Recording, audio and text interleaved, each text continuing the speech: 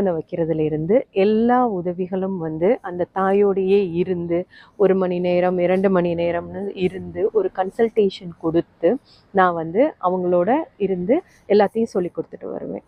அதுக்கப்புறம் பார்த்தா மாசமா இருக்கிற தாய்மார்களுக்கு வந்து சில நேரம் மசாஜ் கேட்பாங்க.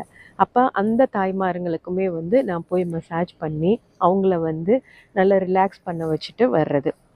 மெஜாரிட்டி இப்படி தான் இருக்கும்.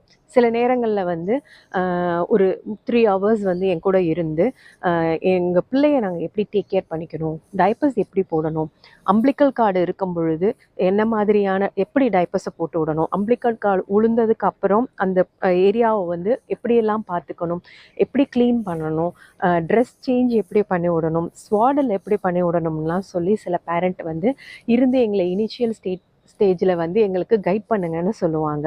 அவங்களுக்கும் வந்து நாங்கள் என்ன பண்ணுவோம், நான் போய் இருந்து அங்கே